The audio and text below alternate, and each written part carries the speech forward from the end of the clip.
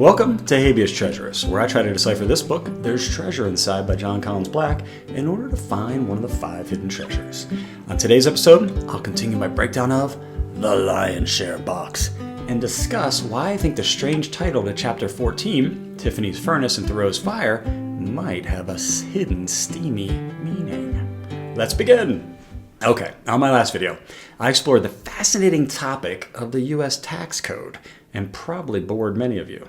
So today, I'm going to try to make it up to you with this video about Chapter 14 in the book. Let's start with the title of the chapter, Tiffany's Furnace and Thoreau's Fire. This chapter title is different from most of the other chapters in the book in that it doesn't explicitly include some kind of treasure description. For instance, the 120-carat sapphire, pretty spot on, or George Washington's jelly glass. In fact, I counted that 20 out of the 23 chapter titles all had something in the title that directly referenced the treasure item or items featured in the chapter. The 3 chapters that broke this pattern are Chapter 8, Beauty's Bespoken Treasures, Chapter 14, Tiffany's Furnace and Thoreau's Fire, and the last chapter, Chapter 23, Sing Your Own Special Song. These chapter titles are worded differently. So why did the author break with the established pattern? I mean, the whole book is structured in a very similar way from chapter to chapter. So this got me thinking that maybe by breaking this pattern, JCB is giving us a potential clue. But what could the clue be? Well, the titles for Chapter 8 and 14 reminded me of something you would see on the cover of a Harlequin romance novel. Here, let me show you what I mean. This is what AI created for me based on just using the chapter titles as a prompt. It's easy to imagine these chapters doubling as the titles for a love story. And let's not forget, the subtitle of Chapter 22 is actually a love story. And this chapter leads into the final chapter of the book, Sing Your Own Special Song, that is all about the author's date night with his wife, where they create the necklace together. Okay, at this point, I know what you must be thinking. Yo, HT, this sounds like a bit of a stretch. Where are you going with this? Great question. Well, I think this romance and dating theme might actually be leading to a clue, and here's what I mean. Let's look at a passage from the story about Thoreau and his friend setting the woods on fire. JCB sets the scene by writing, on April 30th, 1844, Thoreau went fishing with a friend in Fairhaven Bay. That spring had been unseasonably dry and the lake levels were low. Despite this, it was a successful day of nabbing fish. Thoreau and his friend strung up their catch and found a meadow nearby. There, they gathered up some small sticks for a campfire. Thoreau took from his pocket a matchbook he'd bought at the local store earlier that day and struck a flame onto the kindling.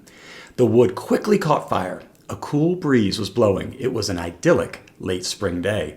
Okay, the first thing that struck me as odd about this passage, pun intended, is the line about buying a matchbook from a local store.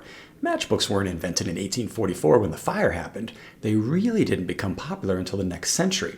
And JCB includes the additional point about Thoreau buying the matchbook earlier that day at a local store, which also likely isn't a fact that he read somewhere. So why make up these details? Is it just to add color to the story? Or is it a clue? Here's what I think. I think this passage could be a reference to a series of popular dating apps from a company called Match Group. Match Group was a pioneer in online dating.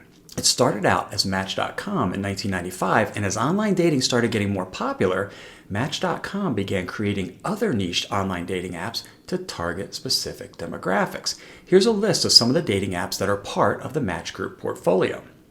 Tinder, Hinge, Plenty of Fish, OkCupid, and of course, Match.com. In fact, Match Group owns 42 different online dating apps. It's quite a portfolio. Now, at this point, you can probably see the connection that I'm trying to make. I believe JCB could be calling out the names of some of these dating apps in his story. For instance, we've already discussed how Thoreau's Book of Matches could be a reference to the overall Match Group company of dating apps. After all, a group of matches is by definition a match book. Then you have the connection between the Tinder dating app and the Tinder that Thoreau and his friend gathered to initially start the fire. That seems spot on. And finally, you have the similarity between the successful day of nabbing fish and the dating app Plenty of Fish. So in just this short paragraph, it's pretty easy to make at least 3 dating app references: Match.com, Tinder, and Plenty of Fish. Okay, So now you're probably thinking, yo, HT, I'm starting to believe that maybe there's something to this dating app connection. But what could it all mean? Another great question. And here's where I have to admit some ignorance. You see, I grew up on the streets of suburban Delaware long before dating apps became popular. The only swiping left and right that I did growing up was on the dance floor, and we called it the Cabbage Patch. So, I've never used a dating app, and therefore, my knowledge is somewhat limited. But, like OkCupid, I'm going to take a shot at what it could mean.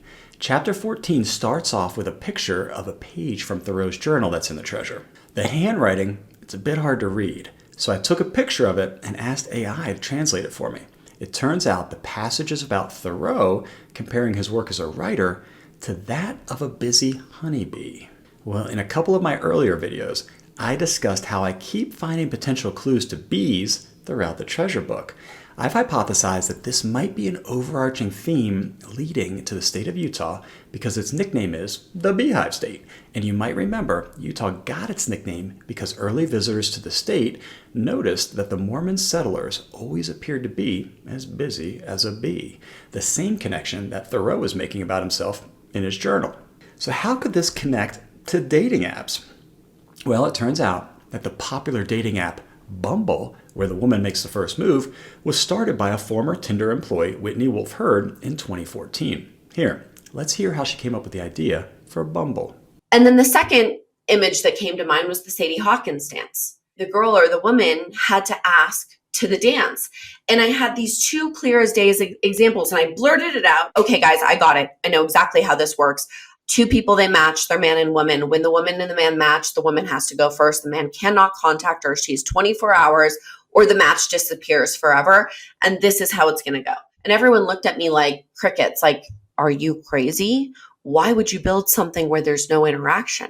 Men have to go first. Women don't talk. You know, this old age mindset was so convinced that this wouldn't work. And a couple people, one being my husband and one being my former business partner, they were like, we love it. And so I just sat down with our designers and wireframed this entire download in my brain. And that's what became Bumble. So I think it's possible that JCB is making another bee connection to the hunt with the Bumble dating app.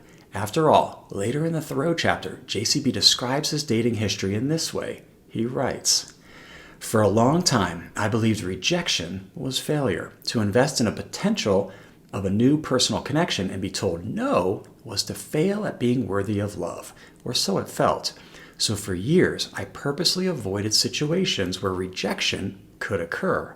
The women with whom I had relationships all took the first step." Sounds pretty Bumble-like to me. Anyways, that's all I've got for today's video breakdown. I hope you found it entertaining and that it helps you with your hunt.